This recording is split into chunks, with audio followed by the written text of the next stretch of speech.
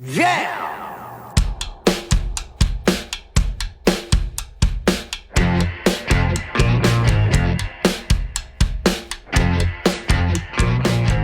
Hey, it's Josh Williams here, and welcome to the One Man Podcast, episode number 88 for Wednesday, January 16th, 2019.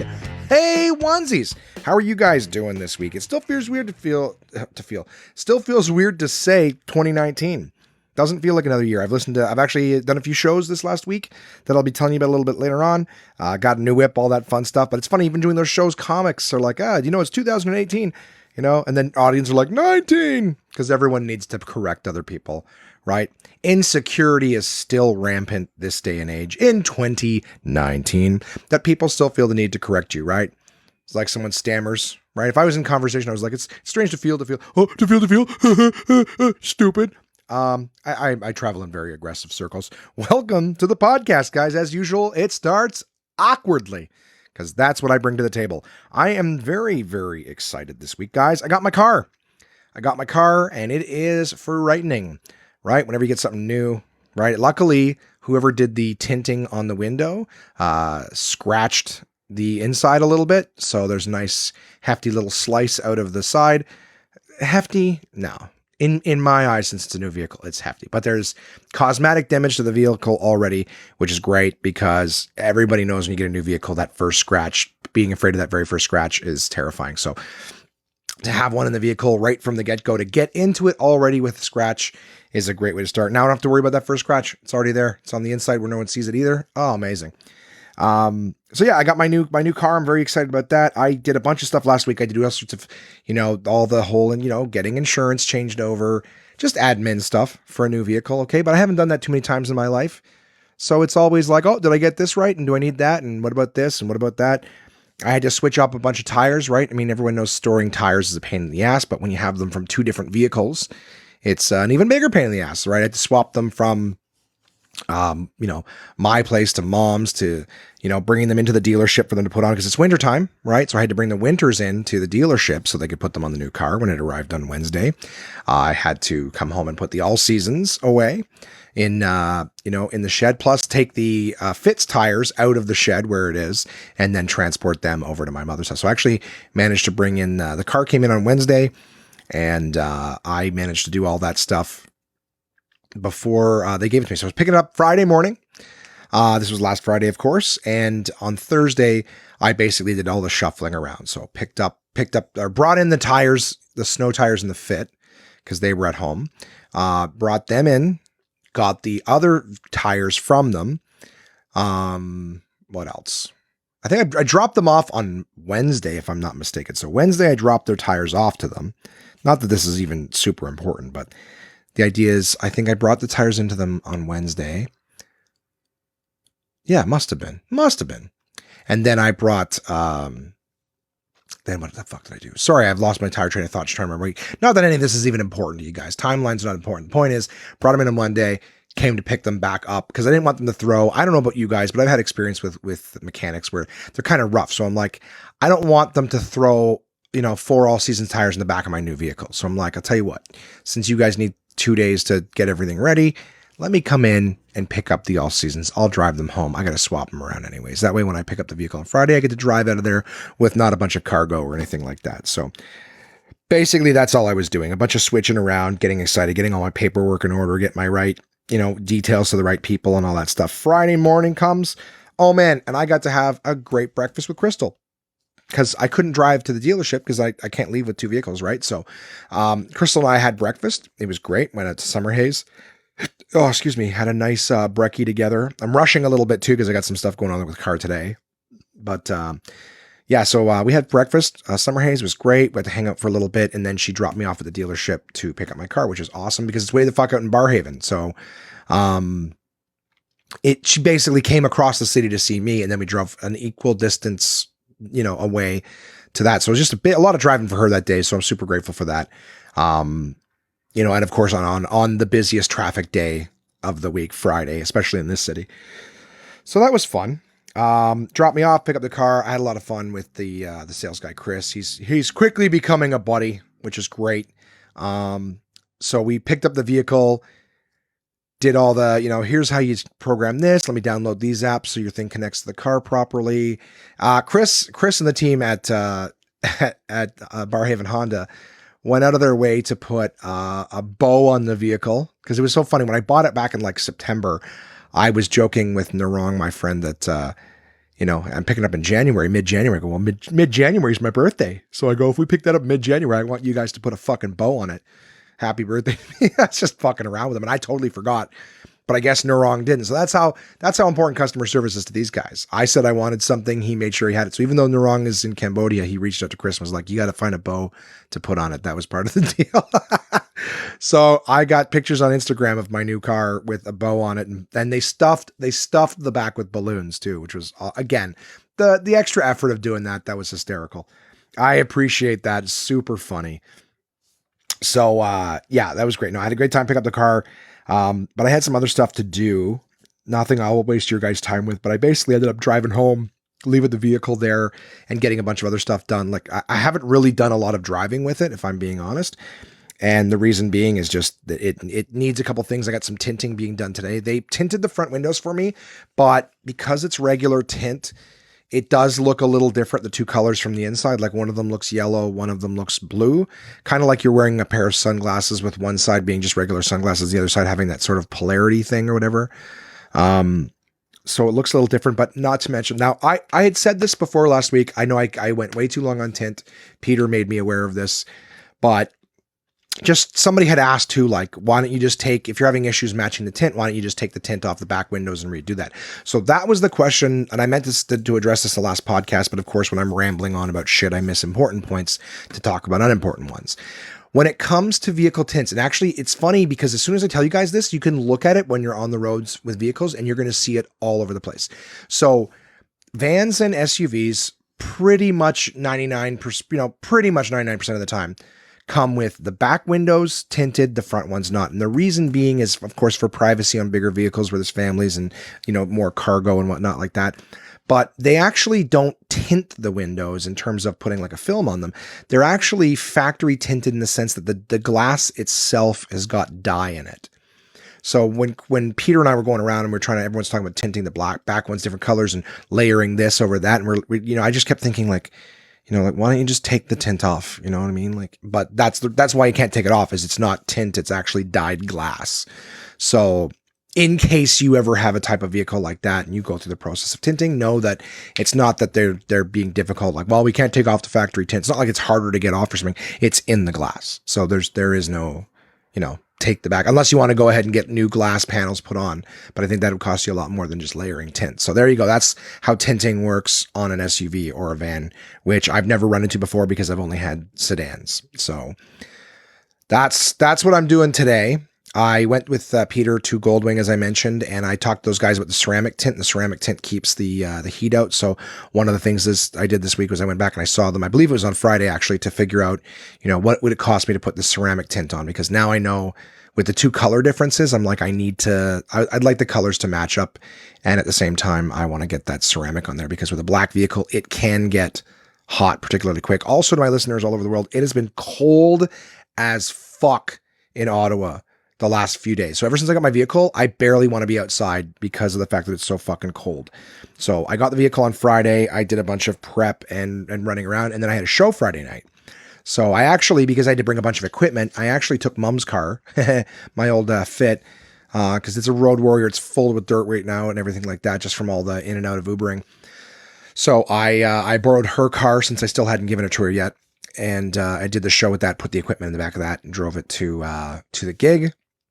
That car. Also, I know here's the biggest reason. It wasn't to be like a dick and be like, oh, I'm going to throw the equipment in a bad car. A, the car is not bad, nothing wrong with it. It's like good condition. It's just dirty. Secondly, I know how the equipment fits in my Fit, and we're talking about carrying like spotlights and stuff with like long legs and shit. So I just figured until I've had an opportunity to pack that car and not in an urgent, quick way, I'm like, I'm just going to use the Fit. I know how everything fits into it, and I'm not worried that something's going to topple over because I put it the wrong way and scratch a seat or something. If you guys know anything about Jason's equipment from Absolute, he's got like, if something breaks, like a pipe breaks, they use these like, I'll have to take a picture of it for you guys so you can see, but they will repair it with like jagged metal, and they'll just like use tube straps, like garden hose straps to strap a big piece of metal to like two broken pieces of pipe. So that's now holding the pipes together. Like it's so hackneyed and jagged and rough that it's like I said, if that topples over in the car and hits the side of a seat, that's going to slice a leather seat open or scratch the shit out of it. So basically I was just making sure that I didn't wreck my car on the first day that I got it. So I used the fit just in case anyone's like, what a dick. So I did that, Friday, picked up the car, organized this tinting. So I'm getting the ceramic tint done today. I picked that up in a couple hours. So you might feel a bit like this podcast is being rushed. And some of you might be like, you know what? Hallelujah. Sick of this guy rumbling his mouth off all the time. But yeah, so did that. Saturday, I basically swapped the cars over. So gave mom her car, cleaned it all out for her, all my stuff out of the way, showed her how to use stuff. I don't know if you've ever tried to teach like a 65-year-old how to pair their Bluetooth car with, phone with their car. But there was moments of frustration. Luckily, I have a storage locker, and in that storage facility, there's like a drive-in heated climate controlled bay. So that's what I did, because just trying to take the shit out of my car in my driveway and all that, freezing my ass off. We just went in there and that made it nice and easy, brought some bags with us or whatever, and swapped everything over, connected her vehicle stuff, disconnected mine. I still don't know. There's so many features on my new vehicle. I still have no idea how to use it. I need to actually have 10 minutes to rub together to sit down and read the manual so I know what everything does. But there's a lot of features in it and I still don't know how to use them. So, very excited. It's going to be fun. I just need like an hour, not in, negative 27 to sit in the car and just learn some of the stuff and not be in a rush to go to a show or something. I'm not trying to bitch. Things are going great right now. I'm busy. I'm busy and need some time to dick around with the car. So, gave her the fit. Then I did a show. I did one of my favorite shows of the entire year. I bartended / did a show for Gray Bar. They're a North American company and they sell electronics equipment to contractors and things like that. Last year I talked about it. So if you want to go back to, a year ago, you'll hear how much fun I had the very first time. But I basically get a gig bartending for them. So I spend the evening bartending. They got maybe somewhere around 30 employees, and they all come in and they get fucking hammered. And they're great fun. They're great people. They have great attitudes. They love fucking with me. I fuck with them back. But we joke around. They were busting my balls the first 10 minutes that I was there. Some of them are showing up with cocktail shakers saying like, those cocktails you made last year were good, but you need to shake them. They weren't mixed properly, because I basically mixing in like throwaway shot glasses. So no, it was a great time this year. Now this year they got a murder mystery in. They hired me to do a comedy show again, but we were supposed to do it originally during an intermission of this murder mystery. And there's the phone. Bada bing bong boom, connected to everything. Hey. So yeah, maybe I should turn that the notifications down.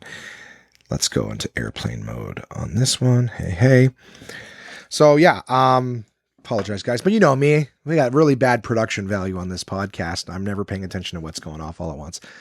What was I going to say? Fucking brain. Yeah, the murder mystery, right? We were supposed to go on, myself and my buddy Jeff McKay, who I talk about all the time on the podcast because Jeff and I work together all the time. We were going to do like a 20-minute show during their intermission, but then we found out like a day or two beforehand that the intermission is actually the murder mystery people actually have plans for the audience. They do take an intermission, but they have something for the audience to do during said intermission. So they're like, can you guys go on afterwards? We're like, sure, no problem. We just didn't know when afterwards was. Now, I don't know about you guys, but I've never seen a murder mystery before. So every time in my head I think murder mystery, I think about the television type ones that they do. Not just television themed, but like you see on TV where it's like a murder mystery. They come to a house and it looks all like old Victorian and they do all the old, oh, Sherlock Holmes, did you blah, blah, blah. Like this one that they did, was that a good description? I think I was all over the place there. I just feel like, when you go to a murder mystery, like it's all sets and props and stuff, I guess. And I feel like it's classic murder mystery, like Agatha Christie and shit that kind of stuff. Whereas this was like, they were all like Jersey people and they were all dressed modern and they just stand in the middle of the room and basically perform monologues and then like a back and forth dialogue. It didn't feel so much acting as it did feel monologues. And here's the biggest thing. Here's why I can't give it like a full on, review and synopsis is I missed the first part of the story. In fact, I missed the first, half of the show. So when you're learning the characters and the murder itself and all that shit. So later in the later in the performance, I came in like the reason Gray Bar is so cool is like I wanted to do a good job. They're paying me, so I want to give them what they need. So when the murder mystery started, I stayed out in the hall behind the bar, ready to serve drinks should anyone come out and want one. Problem is, nobody wanted to. They're all sitting there watching the murder mystery. Totally get it. And they even invited me. They're like, "Why don't you come in and watch it with us?" I was like, "I just want to make sure I'm here. If you guys want, I don't want you. Someone needs a drink, and I'm sitting in here, watching the fucking thing. Like they're great to me. They're great people." They kept saying, "Josh, your family now. You've been here a few years. Your family now. We love you. Come by anytime. You're here every year if you want to come back." I was like, they love me, and I love them. I even told them it is by and large my favorite Christmas party to do all year. Now I have a lot of ones that I absolutely love and that come close, but the Gray Bar one is my absolute favorite. Absolute favorite. So, and I'm sorry to all the other ones that I love. I do love you guys too, but by and large, like they're basically like, "Hey, do you want to show up, get paid to pour us drinks, drink yourself every time we call you away from the bar to just come hang out with us? Don't worry about it. Just come hang out with us." They fed us. They fed Jeff and I. They had a great seat for us at the table to watch the murder mystery and everything like that. So all I got to see was them pleading their cases. Like they stood in a line in front of the room and like pled their cases and stuff. So it's hard. It's like the difference between somebody giving you like an escape room in a box or going to an escape room where you're in the room and like the whole room has been designed theme. Obviously I get that if it's traveling, it's like having a caterer going to a restaurant, like it's different, right? But it was interesting, but not what I expected. You know what I mean? And I guess they said that they do have like sort of a residency at a restaurant downtown. So maybe they're able to sort of do more props, but they definitely, they definitely put on a good performance. They stayed in character. Even when they came over to me in the hallway, like they would leave, exit stage right and come into the hallway to go into their dressing room. But that's where I was. So they'd come by and they'd ask for a drink, but they'd ask in character. So that was interesting. And I was like, oh, okay. I'd fuck with them because that's what I do. They wanted shots, man. I made them shots all night. They love their liquid cocaines. They love their Cinnamon Toast Crunch, which is rum chata and Fireball. They love their porn stars, right? Bulls Blue and Red Sourpuss. Like they were just absolute goofballs. I love them. They're so much fun. They get fucking hammered and even more funny. I was making them prairie fires and forest fires. And they were drinking them. They were just nutballs. I didn't overserve anyone just in case it sounds like I did. Like I was making sure that everyone was being paced. I probably went over the government allotted amount of drinking, but in terms of just giving someone alcohol poisoning, like servers can't serve you 2 pints legally within the same hour, but they do, right? You have a pint, have another one 30 minutes later. You just watch your customers, make sure no one's dying. But in terms of going over smart serve, on the record, no, no, of course I didn't overserve anyone according to smart serve standards. Tap the nose. But yeah, they had a great time. I was there until like 1 o'clock. I was like, we never even discussed what time I'd be done bartending, basically. But after 11 o'clock, it was just, "Josh, come play Rock Band with us. Josh, come play this with us. Josh, come over here and take pictures with us. Josh, come on, we're doing a family. We're doing a big group shot. Josh, your family, come take pictures. You're in the group shot. Yeah, you're in the Christmas party photo. All that. It was fun. Great time. Gray Bar. Big thanks to Mish. Big thanks to Mickey. Big thanks to Steph, who's my friend who originally got me the gig last year. Steph used to bartend, but she was in Cuba last year. They got me, and I think I've taken her job now. No, it was a great time. So thank you, Steph. Thanks, Mish. Thanks, Mickey. Thank everybody who was there. I love that Christmas party. I will keep coming back every year as long as I'm free and you guys will have me. It is a super, super, super pleasure to be a part of those lunatics Christmas party. I love it. They're wonderful people. I can't imagine what they're like professionally because they're like, we're just really laid back, man. They do amazing business. Their numbers, like just in terms, I don't want to sound like it's like a goddamn Gong Show, but their numbers are super high. They're like, we work hard, we play hard. And I challenge anyone. I challenge any business to put on a Christmas party the way these guys did. Open bar for their staff. Right? The reason they hire me is they just want to make sure that nobody's too, like, there was a few people that I had to say, you know what, I can give you one more for now, but give me 30 minutes before you need another one. I want to make sure that you don't die, because of the alcohol consumption. So there's a few people I had to like pace, but that's the thing, right? Is they want everyone to have a good time. They don't want their employees to pay for anything. It's just, they hire a bartender to make sure that, people aren't just grabbing their own drinks willy-nilly, pouring themselves 3-4 ounce rum and cokes. You know what I mean? So anyways, Gray Bar, amazing people. Thank you so much for having me It was absolutely amazing. I did some errands with mom yesterday, Sunday. I got to tell you guys, I'm recording this on Monday. I usually do that Tuesday, but I'm recording Monday because I have a big week ahead of me that I'm working 12-hour days. So I won't be able to record this tomorrow on Tuesday. So you're listening to this from the Monday. So anyways, did some errands with the old lady, make sure that her, she's got all of her questions answered. The spare key that I gave her was actually dead. So I did just, go and get a battery replacement. Just a little bullshit. Nothing important, nothing interesting, nothing worth talking about. I think I actually missed telling you guys about Friday Night Show, which was an IT department called Rogue Wave. And Matt Carter, the very funny Matt Carter, who I was working with that night, made a joke about how Rogue Wave sounds like a natural disaster in a third world country. But they were an IT group. That was a fun show as well. Only it started like an hour and a half late almost. Maybe, definitely an hour, maybe. And not quite an hour and a half. It was, point being is they were a fun group, but they were tired. It was about a bit longer show than the show Jeff and I did. Jeff and I did 10 minutes each, and we destroyed at the Gray Bar show. Matt and myself were each doing 20, and it was late. Again, I had a full day of picking up my vehicle, running around, doing errands, paperwork, everything. I was toast before I got there. And, but I had a chance to speak with Matt and his lovely wife. We hung out for that whole hour, just shooting the shit, whatever. And then did the show, call it a night, IT people are interesting. I always make fun of them because I'm like, you guys are the ones that sit in cubicles all day and talk only to computers. So this whole social thing is scary to you. Like they, kind of a hacky joke, but at one point they like started yelling out, they're like, oh, that's CB4 code. Like, and I'm like, I don't get computer stuff, guys. I'm like, I know I'm fat and I have glasses. That's very misleading. I don't know anything about computers. I don't know computer code or speak or anything like that. I know what vagina tastes like. We have that, that's our difference. You guys can program computers and I crush puss every now. That's a stupid thing. No, but that's the hacky part. It's like, oh, I know what a vagina. Yeah, it's like the old thing, right, nerds? You guys know how to play your video games, but I know what pussy tastes like. This is amazing. I've wrapped up my week in 21 minutes. I feel good. I feel like I've told you very little about it, but I've told you that. I basically lived and breathed auto and stuff. I'm also not finished telling you about the week, but last night, my buddy Mikey, who I have not seen since him and I went to Los Angeles together, Mikey reached out and I remember I was talking to him in the afternoon and he's like, what are you up to? I'm like, well, I just got back from a bunch of errands and I'm hanging out at home, but if you want to swing by, feel free. But I'm kind of low pro tonight. I got shit to do. And I didn't hear back from him. And then he swung by and was like, oh, what's up? So later in the night, I actually got to visit with Mike a little bit, which is great because I haven't seen him since the vacation.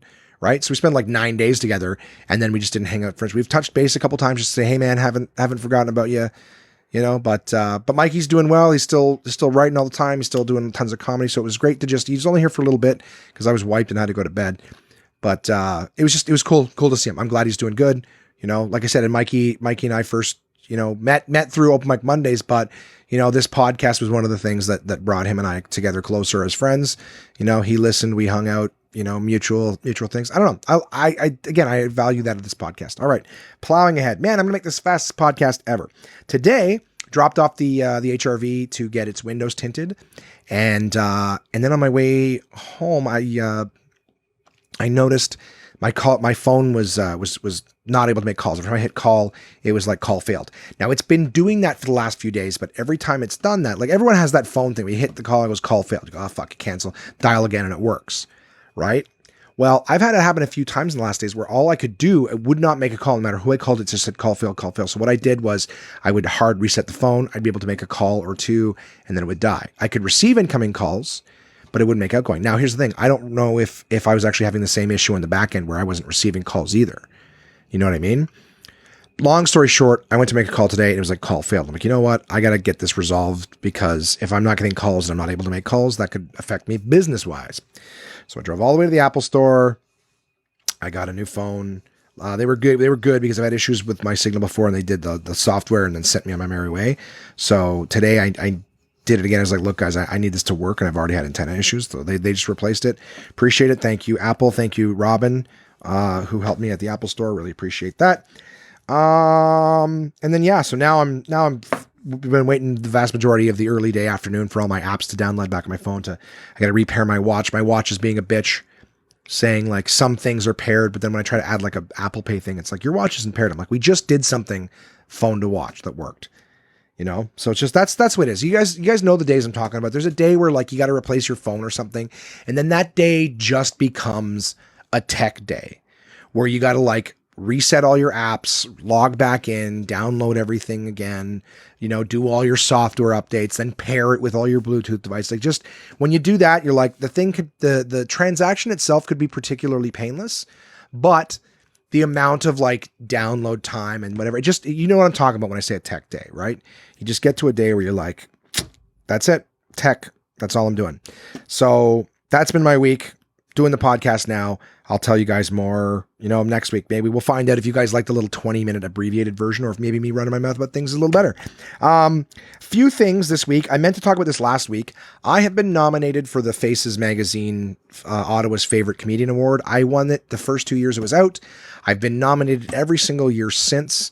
But early in my career, other comics, and this was something when I was new, I thought everyone was happy for each other. This is something about the stand-up comedy scene, generally speaking, everywhere. I have yet to have anyone argue with me about their particular city's scenes, but everybody at the amateur level is usually friends. Everyone's hanging out, they're all buddies, they're all peers.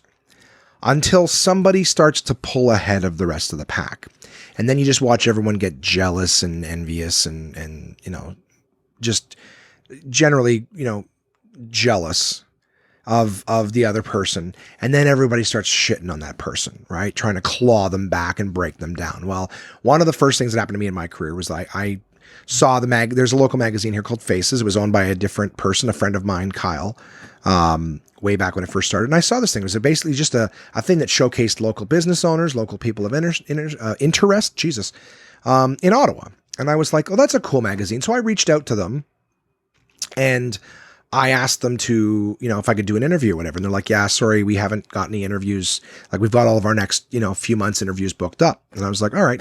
So fast forward a few months later, I actually got a message from one of the guys at Faces, and he was like, hey man, I'd love to do, I believe it was Kyle. And he's like, hey man, we could do an interview if you like. I saw your show the other night. I was like, yeah man, I called you guys a while back asking if I could do an interview. It's like, oh, cool. So we got together, we discussed, you know, about doing a feature, whatever, in the Faces magazine. And I asked him, you know, what would it take to, you know, be the cover feature of an issue. And of course, you know, not really knowing the magazine world or whatever, he's like, well, that's sort of something that we sell in terms of advertisement or whatever. But because he got along with me, he liked me, I liked him, he gave me a really good deal on it. So I ended up early in my career going, well, fuck it. That's a good way to promo me in some shows. So I bought the cover and we did the interview and all that stuff. We did a 2-page spread. It was great. It was so much fun. Had a great time. Everything was cool. And that same issue of the magazine was the first time that they ever did the, you know, Faces awards, or whatever. So you'd nominate people, you know, your favorite comedians, your favorite, you know, bartenders, your favorite people of interest in the Ottawa industries. And because I was on the cover, a lot of people nominated me as favorite comedian. You know what I mean? I think that's how it worked. There's definitely nominations, and then the next month there's a vote. So it could have been that I was nominated the month before, and then the month that you vote for everything, my face is on the cover. So I got a lot of votes that way. So I won it the first year. And that first year that I won the award, everyone was like, why is Josh winning the Ottawa's best comic? And I was like, whoa. It's Ottawa's favorite, not Ottawa's best. Many guys better than me. But I also got lucky because I campaigned for it and I had a lot of people voting for me just because I was on the cover. But I remember like 4 or 5 months later, I saw Kyle had posted that they were looking for a sales guy. And of course I wasn't working when I first started stand up. So he said they were looking for like a sales guy for Faces. And I said, well, what did the sales entail? And basically it ended up being that they were looking for someone just to sell advertising in the magazine. It was commission based. You could do it in your own time. But if you wanted to try to sell businesses ads, you could. I tried it very temporarily and just it wasn't the kind of thing. It wasn't all over the city. It was a little difficult to sell advertising space in the magazine. But when I first signed up with them, they made me business cards and everything like that. It was great. But what happened was the comics like, you work for Faces now? I was like, yeah, I sell some advertising. They're like, oh, no wonder you won. You gave yourself the award. I'm trying to give you guys all the context just to see like why it was. But basically the first year I won this award, comics were like, oh, you gave it to yourself. I'm like, I don't work there. Like I didn't work there when these awards came out. I won it through votes.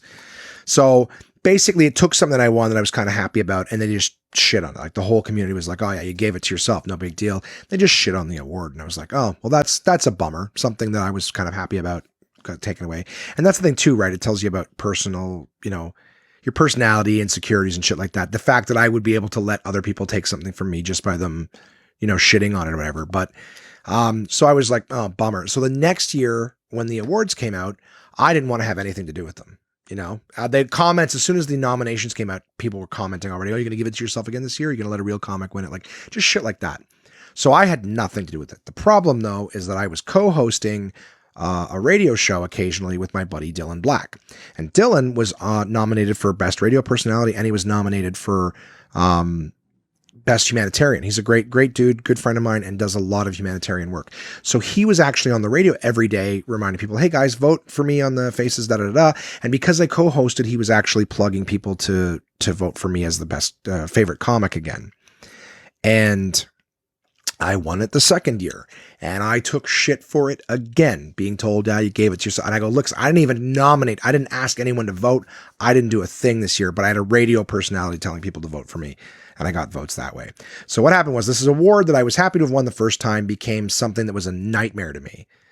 And because it just ended up being something I got ridiculed for and berated. And like I said, even the spreading lies of the whole, you gave it to yourself.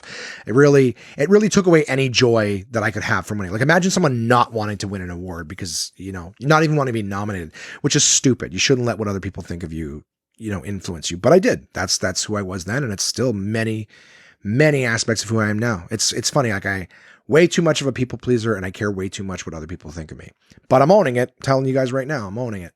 So I remember ever since every year I get nominated, and luckily they started putting other comics like Tom Green and, other people who from Ottawa, John Doerr and shit like that. And every year, I think every year since Tom Green has won, except for like maybe one or two times, it's someone else who like, a local guy who got himself nominated and campaigned for it. You know what?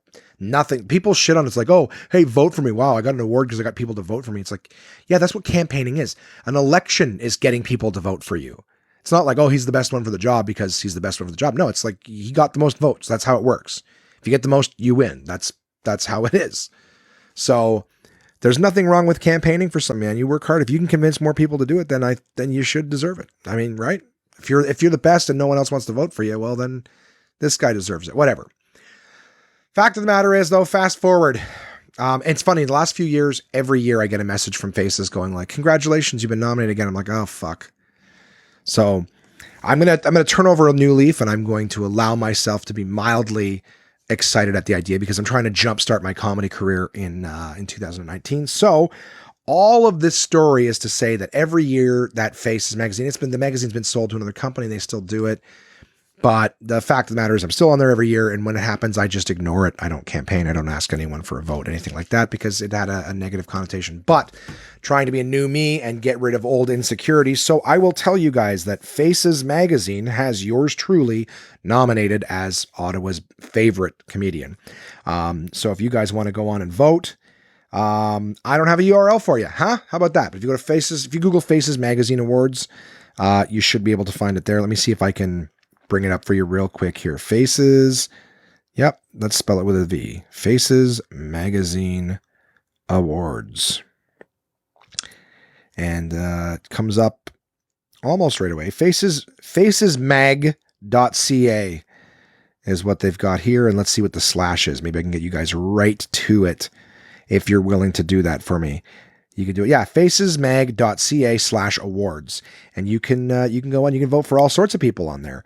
But, or they'll have a link somewhere close. It's not loading very quick because my fucking apps are loading. All right, look at me. A big, long story to ask for your help, and I'm not prepared for it. Story of my life. Long-winded, no action. Okay. So if you guys want to do that, that'd be great. Also in Ottawa, something kind of negative, and I appreciate I've had some friends, some of you podcast listeners reach out to me to see if I'm okay and if everyone I love is okay. I really appreciate that. There's another bus accident here in Ottawa. With one of those goddamn double deckers. Ottawa, I don't know how many years it's been now.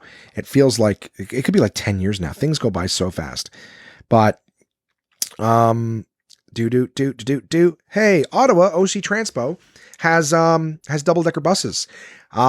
Years ago, there was a driver of a double-decker bus who drove it onto the train tracks, got hit by a train and killed a bunch of people. And just a few days ago, there was a double-decker bus that was on the Ottawa Transitway, which is where just the buses go. And it drove into an overhang at one of the bus stops, like bus shelters, a big bus sort of station, and drove into the overhang, killed 3 people, injured 20-something others. A few people lost limbs and stuff like that as a result.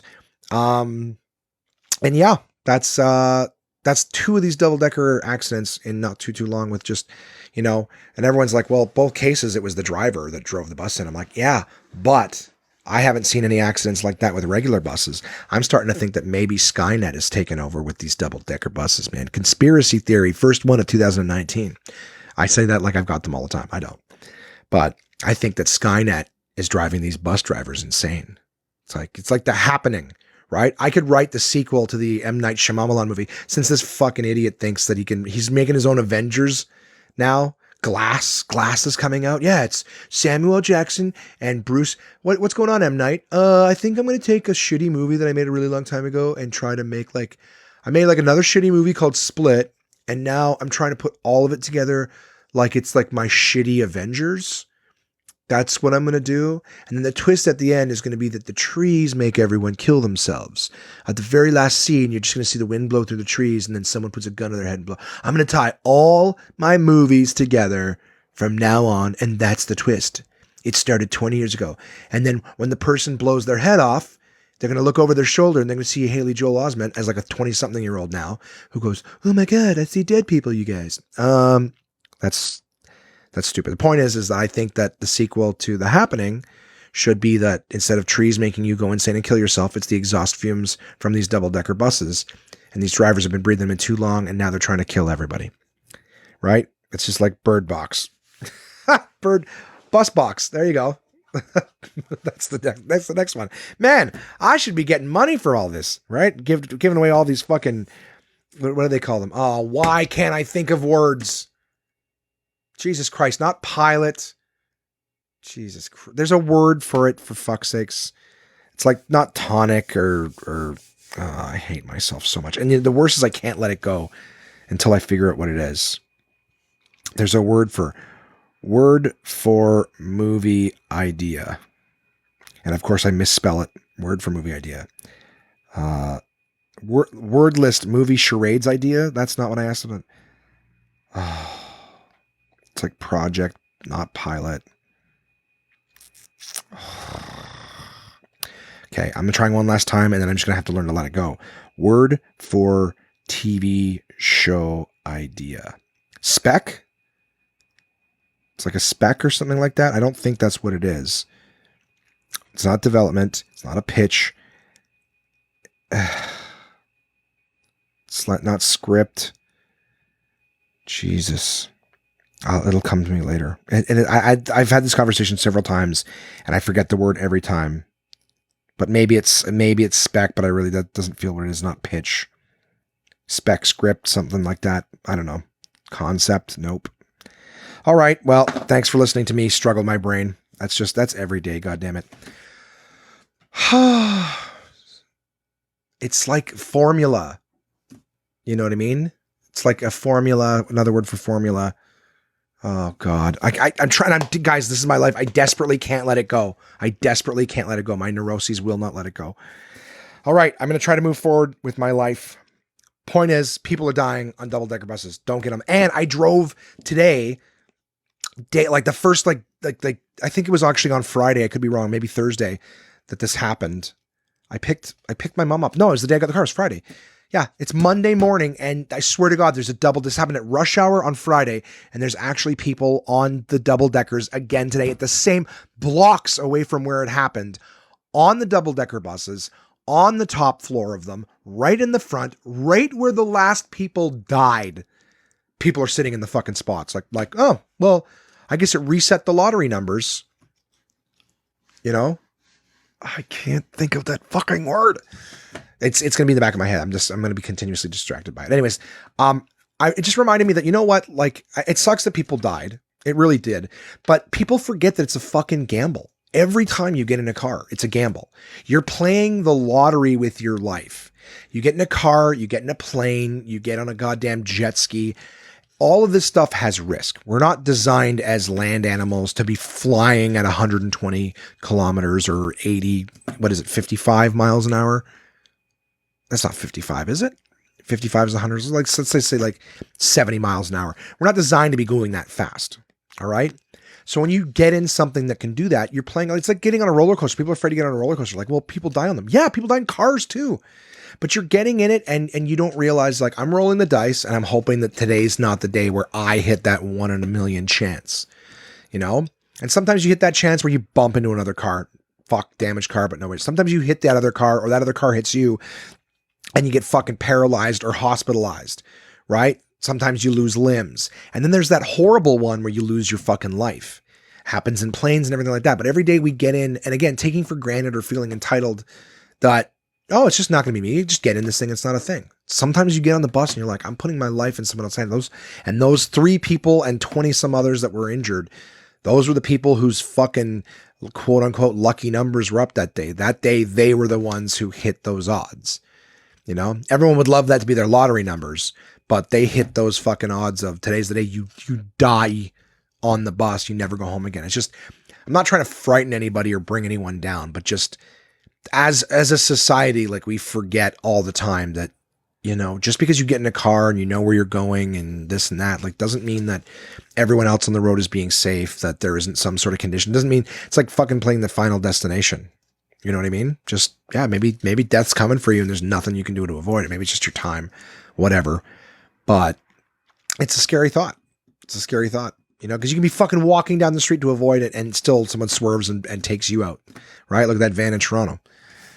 Anyways, somber note. I need to think of that word or I won't be able to. I'm going to have to call someone I know and be like, what is the name of that? It's not concept, whatever. I might have, you guys might have to wait till next episode to get it. I do want to say this. I got a card right before I started the podcast. I got a card in the mail from my insurance people who've been helping me all week last week. And you know how I told you guys I hate when businesses just send you a Christmas card? It's like, hey, Merry Christmas. Buy something from us, right? Or don't forget about us. I was like, what a waste of paper. And it drives me crazy. I got a birthday card from my insurance company. There is zero insurance branding or logoing or criteria on this card. It is merely a birthday card. When I opened it up, it has about 10 signatures on it. They are all, in, you know, not all of them, sorry, but they're in different pen colors. So there's black, blue, pink, red. There's all sorts of different pen colors on it. You can tell it's a real card that they actually passed around the office. Now they could just say, okay, guys, you know, we got a month's worth of birthday cards that we're doing here. Just sign all of them at once. Doesn't matter how they do it. You open this up. It looks personalized and it's pitching me absolutely nothing. Still brilliant. It's still a you know, a marketing method, but just the idea that, like, they took the time, it's handwritten and passed around and they just sent it to me with zero branding or anything like that. Very cool. Very cool of them. You know, it doesn't even say like, hey, from the whole team at, like, nope, not even that. Just literally it's their sticker as a return address on the envelope. That's the only reason I know that was from them. The card itself is just happy birthday, all of their signatures on it. I do appreciate that. So, you know, those other ones where you open it up and it's a generic card, no one has signed anything. They all look the same. It's just their fucking logo and their phone number and their details. It's like a business card that folds, that they can just be like, hey, Merry Christmas, but here, just buy some shit. Anyway, so that's all I'm going to talk about last week. Okay, 43 minutes. I thought I was doing good at 21. 43. And I will think of that word. God damn it. I won't until the podcast is over. And I will not stop Googling it till I get it. But I will put it in the notes for next week. So, all right, talking about Skynet and a new vehicle, all right, with things I don't know how to do. I am reading from my partners at portablepress.com this week. Uncle John's Bathroom Reader, Robotica, Mechanical Marvels and Mind-Melting Machines of the Past, Present, and Future. So the article I chose to read this week was the Not-So-Hard Drive. So something, you know, smart thinking for itself machines, also car-themed because I picked up my new vehicle. I haven't really talked about the car to be honest with you. I got the HRV, Honda HRV 2019 Touring. I love it. It's got all sorts of nice features on it. It's basically a Honda Fit with a bigger chassis, a little bit more space in it. I'm so happy with it thus far, but I need some warm weather to go out and drive. I need some spare time to go out and drive and just enjoy the ride. Even though I was driving around today, I was driving around my mom's vehicle because mine is in getting the tinting done. So anyways, not so hard drive. Driving is such a hassle. You have to keep your hands on the wheel, remember where you're going, and pay attention. Try not to hit bus shelters. Who has the time, right? Google is self-driving cars at its headquarters in Mountain View, California. The Google robotic car is a Toyota Prius outfitted with $150,000 of upgrades, including a laser that maps the car's immediate environment. While the cars have caused no reported accidents and follow all traffic laws, one resident complained they are a safety hazard. Drivers may be so spooked by driveless cars that they're more likely to crash themselves. Well, they're stupid and they shouldn't be. There's no bang. Maybe that's what happened. There's a self-driving car. There's a Tesla behind this bus. That's dumb though. It's like saying so scared. So it's like you can't put a billboard up of a new horror movie because you might scare a driver and then they crash. It's like the level that people go to not be accountable for their own behavior now is mind-boggling. It's hysterical to me. Experts say that fully autonomous cars may hit the market in as little as 5 years. The biggest roadblock, 4 states actually have laws banning autonomous cars, or autonomous vehicles, I should say. And that, guys, not so hard drive from our partners at portablepress.com, huh? Nice, quick, and a short one.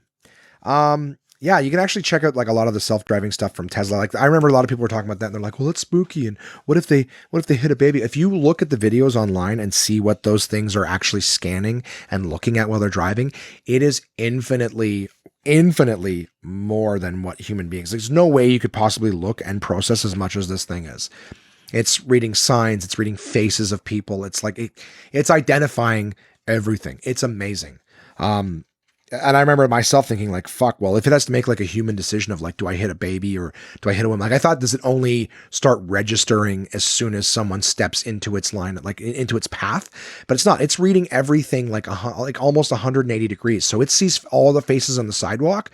So in the event that even someone started to take a step, it would stop. You know, it's not like a woman runs out and then it has to recognize and process like a human. It's already sees what everyone is doing long before, reading speed limit signs, traffic lights. Amazing. You can check out the videos on YouTube and such. So just take a look, Teslas and Google smart cars. So they're coming. But yeah, getting back to that whole people are like, oh, well, they might see it and get distracted. Everyone, yeah. That's what happens. You shouldn't be worried about what's behind the wheel of another car. You should be worried about whether that car is heading into your lane or whatever. Let that car communicate. Self-driving cars still put signals on and stuff. So just pay attention to the parts that you're supposed to pay attention to. Stop bitching and complaining because you're like, well, but what if I get scared? Then you shouldn't be driving. You fucking retard. That one got into my mouth faster than I could pull it back. I still mean it. I still thought it, but not in the special needs way. More in the what the fuck is wrong with you, you mental midget, you mental little person. That's what it bothers me. Like there's a saying that those who cannot control their emotions want to control other people's behavior. They get upset. They can't handle it. So we should put laws in place so that other people don't say that word because it triggers me. You can't say, I don't identify. Just relax. Be a fucking person. All right. I got insecurities and shit too, but I'm not walking around telling everybody else they got to change the way that they are. I got to get fucking stronger, right? Need a better support system. Go around telling everybody else they got to change because you can't handle your feelings. I'm triggered by red cars. Get them off the road. No, they should be illegal because they look. I feel like the sun is coming at me. They're fat. They're red. I don't understand. It reminds me of blood. It makes me think of car accidents, and then I get scared and I hesitate and I get in an accident. It shouldn't be on the road. Fucking morons. All right, positive podcast this week. This is what happens, guys. At least I'm getting it done early in the day, right? It's 2:00 early in the day. That's not really. Not really. At least it's not late at night. All right. Absolute Comedy, guys. I will be doing some spots there this month in preparation for my headlining week next month, February 19th to 24th. You can see yours truly at the Ottawa Absolute Comedy. But there's great shows at Absolute Comedy all the time at all 3 locations, Kingston, Ottawa, and Toronto. Check out absolutecomedy.ca. Absolute Comedy is the best live stand-up comedy from across North America, with locations in Kingston, Toronto, and Ottawa, Ontario. These comedians have been featured on Just for Laughs, Netflix, Comedy Central, CBC's The Debaters, Jimmy Kimmel Live, Conan, The Comedy Network, and much, much more. Go to absolutecomedy.ca to see this week's lineup. Planning a night out is easy with dinner and show packages, available at all locations. Live comedy is a great choice if you're organizing a celebration, fundraiser, company outing, or corporate event. Want the show brought to you? They'll send comedians to your venue with performances tailored to your event, creating a night of laughs your guests will love and won't soon forget. So for showtimes, ticket prices, gift certificates, special shows, and more, head to absolutecomedy.ca. Again, that's absolutecomedy.ca for the best live stand-up comedy from across North America. Oh, and in the meantime, I've done a couple, of course, I've still been doing a little bit of Red Dead Redemption here and there. Great game, great way to escape the troubles and woes of the day. Nowhere near as much as I had the previous week, because I had car shit to do, guys. But I was playing Red Dead. I had Sir Simon, the basement dweller, up here with me, and we were sipping on some Somersby. All right, and I'm telling you guys, Somersby, one of the amazing lines in the Carlsberg family. Kronenbourg being another one, right? Carlsberg beers aren't even that bad, right? Get a chance to sip on one of those Carlsbergs, they're pretty outstanding as well. But the lines that I get them to drop off here at the old one-man podcast headquarters is the Somersby line, which features regular Somersby, their flagship flavor, delicious apple, right? And then they got the semi-dry if that one's a little too sweet for you. Semi-dry, same great taste, half the sugar. And then what else? Oh man, blackberry's delicious, pear's delicious, red rhubarb, watermelon. The list goes on. But yeah, grab yourself a Somersby if you like a cider. My buddy Peter was telling me that he actually prefers the ciders because the beer's been a little rough on his gut lately. So if you end up, if you're somebody who's maybe having a little bit of issue with the gluten or whatever, then maybe Somersby is the answer for you. Kronenbourg, of course, delicious beer. Kronenbourg Blanc being a nice white beer with a delicious fruity citrus taste. And then, of course, the newest flavor, Kronenbourg Blanc Fruit Rouge. Fruits Rouge. Fruit Rouge is the French way of saying that, but it's still spelled the same as fruits. Fruit Rouge. Kronenbourg Blanc. I actually was speaking with Kelly, my new rep, and he's going to be bringing me some of them tasty, tasty beverages in the near future. So looking forward to that. And so check out some Kronenbourg and Somersby for yourself. Put that tasty sauce to your lips. And finally, did I forget anyone? Did I? Not a fucking chance. Not a chance do I forget these guys, because I loves them. Oh, I loves ya. Always have.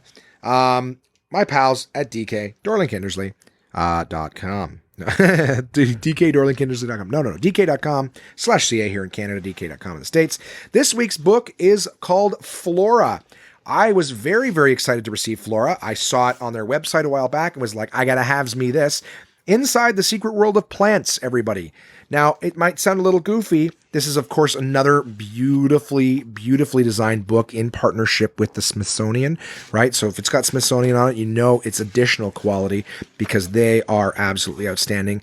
And this book, if you're interested in plants, this is not about like planting and pruning and things like that. This is actually about the different classifications of plants, all sorts of in-depth looks on how roots work. So they have everything from like roots, trunks and bodies, stems, and then right up to the flowers and petals and pollens and things like that of plants. So it is very descriptive on how roots work and in different plant systems, how plants go about absorbing nutrients, just how nature has worked over the years in terms of like just the impression that plants have given, everything from nitrogen fixing to contractile roots, all sorts of things like that. I won't make this a long one because it's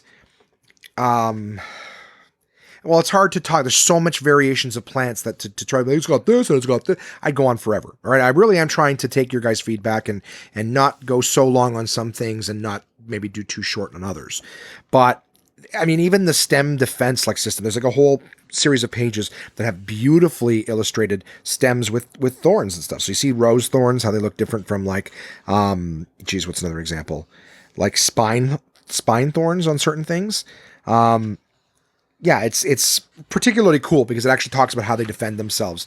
Talking about certain trees that have like different saps and things like that, that in resins that, you know, keep animals and bugs and things like that off of them. The different leaf shapes and how leaves are actually designed to get rid of water. Because I don't know if you guys know this, but if water beads up on a leaf, the light from the sun can actually use that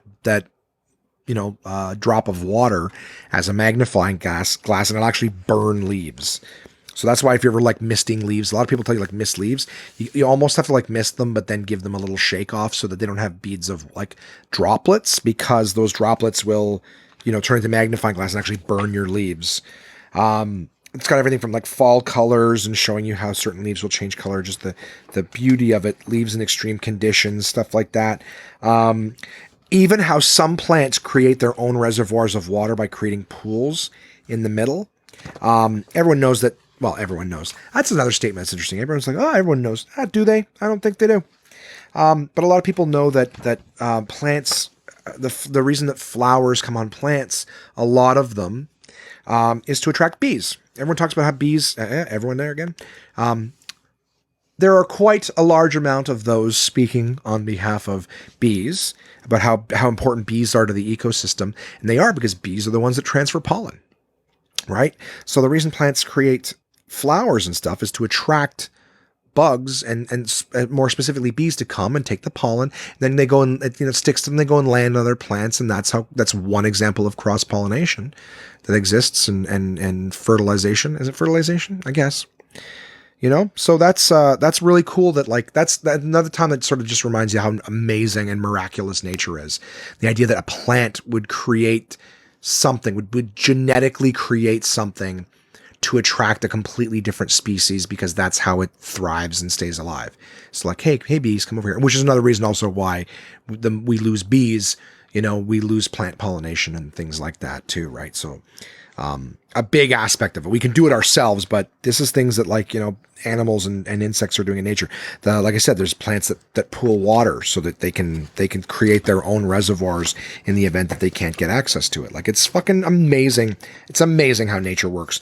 And the pictures and the explanations on these books, all the different kinds of plants and how they work are in here.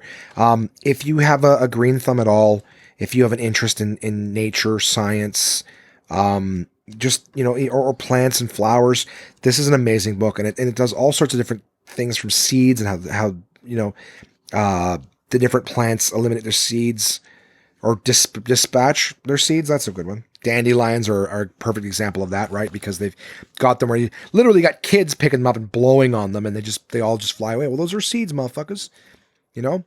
So I won't go any more into it. If you care enough, then hopefully you're already hooked and you're going to want to check out this great book. And if you don't care, well, then look, I've saved you some time. So this book, for those with a green thumb, or just an interest in science and plants, and it's absolutely, guys, absolutely visually stunning. It doesn't read like an encyclopedia. The DK books, I hope that all of you have had a chance to, just in passing somewhere in a bookstore or something at someone else's house, seen a DK book. These are not just textbooks. The visuals in these are absolutely stunning. They keep you wanting to turn pages and to learn more and to see exactly what they're describing. So Flora, Inside the Secret World of Plants, from my partners at DK, Dorling Kindersley, DK.com. Great people, great folks. I love, sorry, I'm still updating my Apple Watch here. It's popping up with things here. I'm not going to do this right now. We're going to do this in a minute because I got to do the touch and go.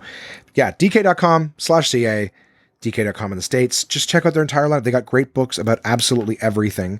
And I personally recommend everything that they have.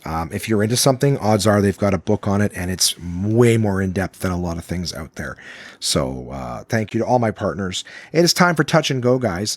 I just wanted to, one of the people that I wanted to call is Chris from Barhaven Honda. I'm really, really grateful for the entire team there. They actually put a rush order on my vehicle. Originally, they had the wrong color listed on the sales sheet. Because we were still putting everything together. We had to order something and they weren't even available yet, right? We were pre-ordering, and they'd actually put the red on. I was like, oh, when Naran called me, he's like, "We got good news. Your red HRV is going to be in on such and such, time frame." And I was like, we're going black, buddy. I'm not doing fucking red. Red feels like a lady sports car, So, not to be judgmental, but I was just like, yeah, I don't like red cars. I don't care how sporty it is. I just don't want red. I'm not I'm not trying to pretend something's a Ferrari when it's not, And like I said, even if it was a Ferrari, I wouldn't want red. I want something a little more low profile. Black feels professional and kind of, I like that. There's a classiness to black, Black goes with everything. You know what I'm saying? It's very slimming. Plus then I can use the N word, right? Because I go, it's all right. I can say that. My car's black. I'm just kidding, of course. I don't need my car to be black for that. Kidding. I hope no one's triggered. And I said triggered, okay, just based on the last conversation. So yeah, I really appreciate all the hard work that those guys did. They busted their ass to get.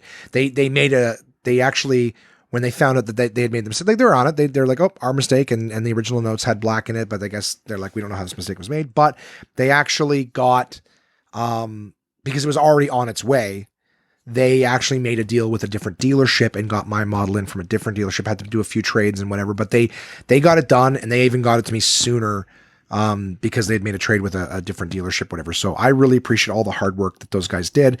They did everything to make me happy. They never made me feel like I was a pain in the ass. Like, even I didn't actually, here's the thing. When I went in to pick up the all seasons for my HRV in the Fit, I was just waiting for them to finish, and I was going to carry the tires into the car myself. So Chris and I were shooting the shit, and one of the ladies from the service section comes over, and she goes, we got all the tires loaded into the back of the car for you. And, we even gave it a wash or whatever. So they washed the Fit for me. It was covered in friggin' salt and everything from the winter. They loaded everything in the car for me and washed it all above and beyond. So I just got to say that these guys are wicked cool. So I just wanted to give Chris a call and just thank him, and maybe let him tell you guys, one of the weird things that happened. Cause I'm a constant fucking ham. So when we were setting up the features of the vehicle, I just gave him a cheap fucking laugh. I didn't crack it up in the passenger seat. I really hope he's not with a client or something, so that I'm not bugging him. Bobbity boop, sweep, squap. You have reached the voicemail box. What a bummer. We'll have to do it some other time. All right. Well, who else do I have lined up here? Maybe we'll do, let's see if Mikey's available. He's probably going to answer like he always does in his professional manner, but maybe it'll encourage him to want to listen to the podcast again. Mikey was telling me yesterday that he has not listened in a little while. Sir Mike speaking. Sir Mike speaking. Mike, welcome to the podcast, buddy. What's up? How you doing? Not bad. You?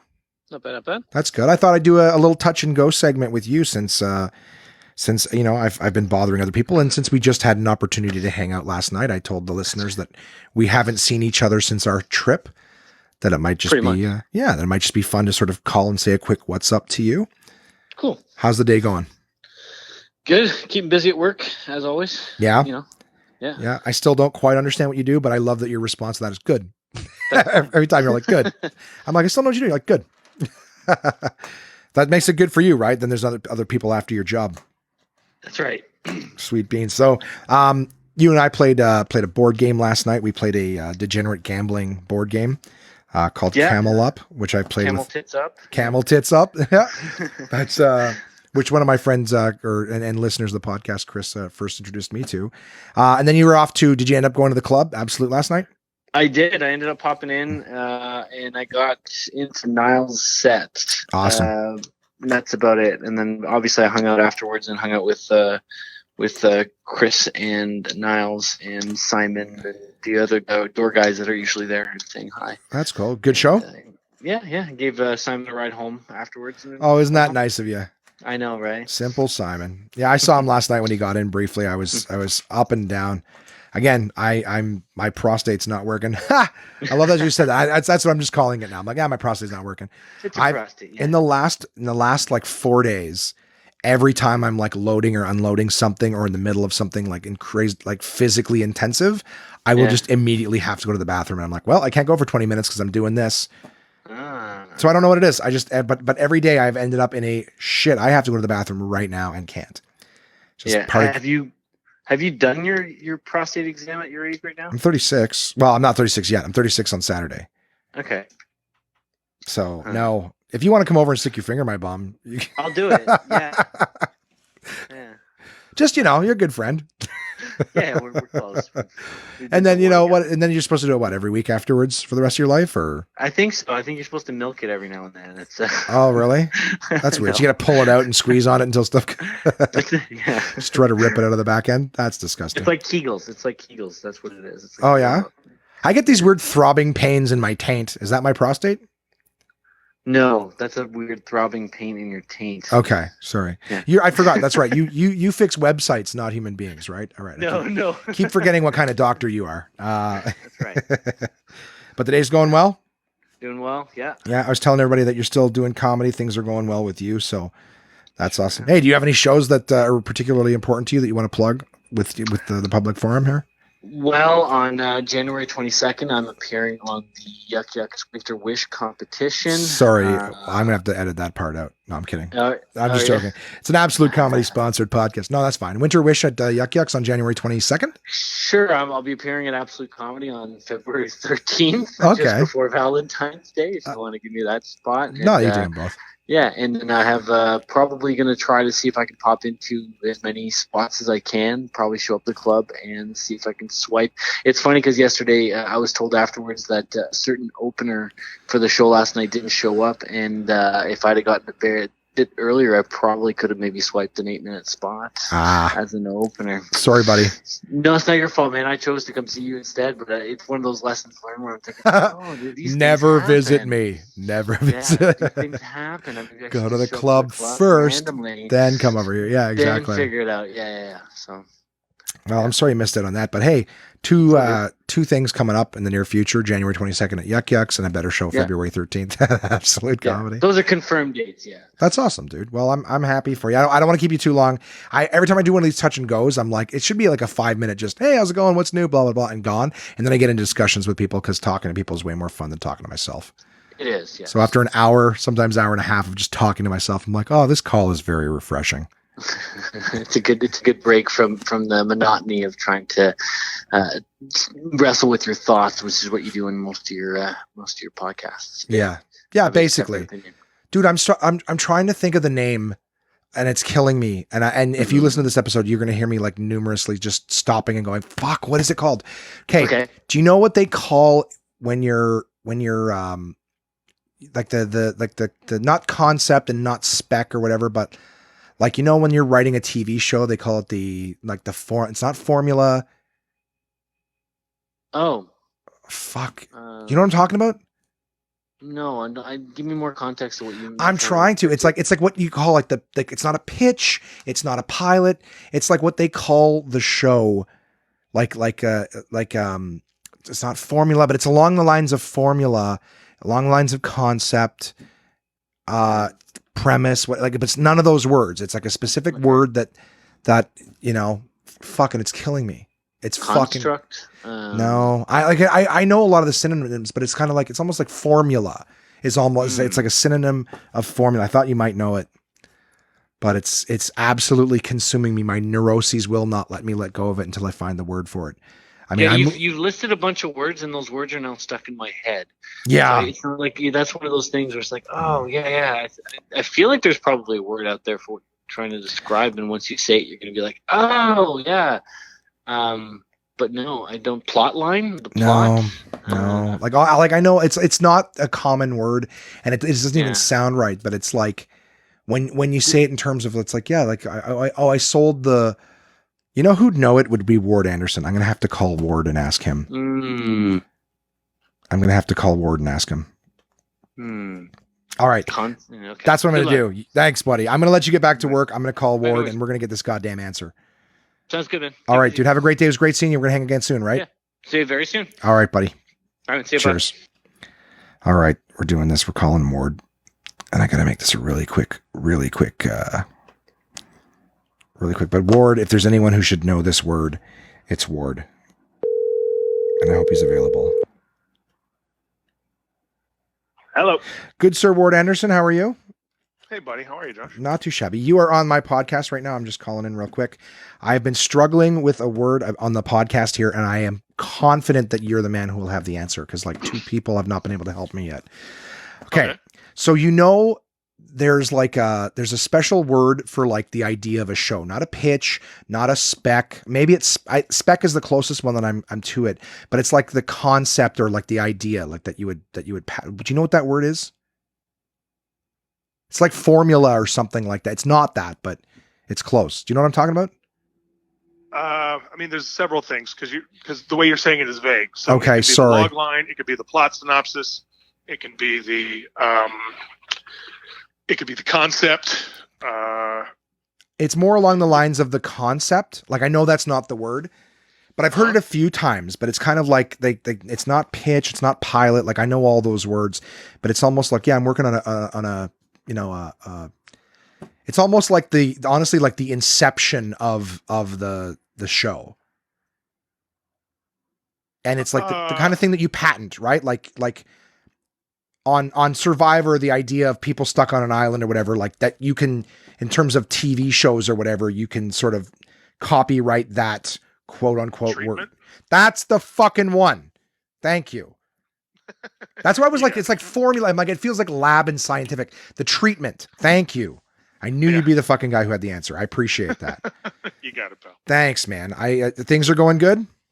Yeah, sure. It's been good 2 weeks since I saw you. Yeah. Well, hey, fuck. Things change in a day over here.